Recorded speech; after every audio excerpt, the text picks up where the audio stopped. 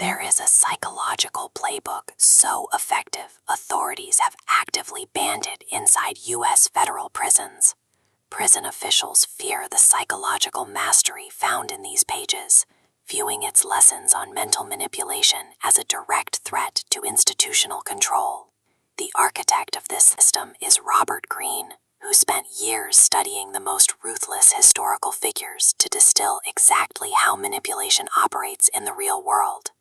His resulting 48 Laws of Power sits on the desks of Wall Street executives and cultural icons like Jay-Z.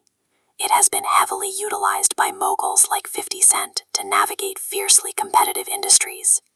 Over the last 2 decades, this text has become the hidden operating system for the most ambitious and often the most dangerous people in any room you walk into. Strategists who study high-level leadership have documented a massive shift. The ruthless tactics that dominated the 90s are now resulting in immediate social rejection and career-ending reputational damage. We live in a hyper-connected era where a single leaked email or public misstep can permanently destroy a reputation. The 17th century Machiavellian behavior that used to guarantee a promotion now reads as incredibly toxic. Refusing to understand these tactics out of a desire to be polite will leave you defenseless. You have to adapt the rules. The leaders currently dominating their industries have not abandoned the laws of power. They have mutated them to weaponize transparency itself. Take the very first rule in Greene's book, never outshine the master. Historically, if you threw a better party than the king or major manager feel intellectually threatened, they would use their authority to completely eliminate you. But in a modern, collaborative workplace, attempting to protect your boss's ego by hiding in the shadows simply ensures you are passed over for the next promotion. You have to make your skills undeniable without triggering their insecurities. You give your superiors the public credit, making them look like brilliant managers for hiring you, while you quietly build indispensable foundational value behind the scenes. This diagram illustrates a contradiction. Law 6 says court attention at all costs, while Law 3 demands you conceal your intentions. Fading into the background is professional suicide, but openly broadcasting your strategic goals allows competitors to immediately block your path or steal your ideas.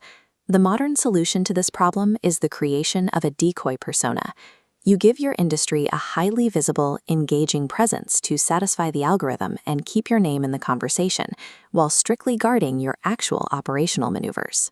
You feed the public exactly the controversy or insight they expect to see.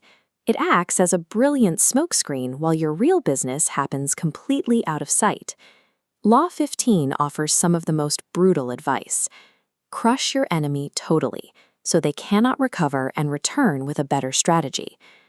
But initiating total war in today's environment is highly visible. Burning bridges publicly to destroy a rival permanently damages your own professional network in the process.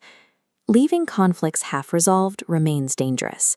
You still need to neutralize threats, but a public execution is too costly.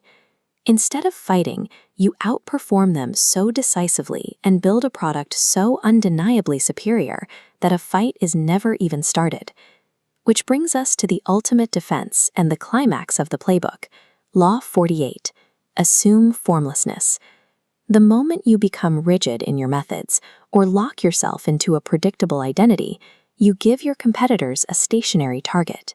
Because Greene's playbook has become so ubiquitous, traditional deception is now predictable.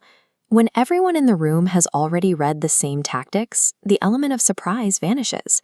If you walk into a boardroom full of people trying to conceal their intentions, the ultimate pattern interrupt is strategic authenticity. By utilizing radical transparency, you instantly disarm opponents who are spending all their energy bracing for deception. Power is not an inherently evil force.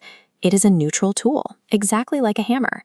You can use it to build a house or break a window. Choosing to ignore human psychology because you want to be a good person is not moral purity. It is dangerous naivety. You must master these 48 laws, specifically so you can recognize the exact moment someone tries to weaponize them against you. You win today by transcending the playbook. You build a reputation and a collaborative network so resilient that manipulation simply becomes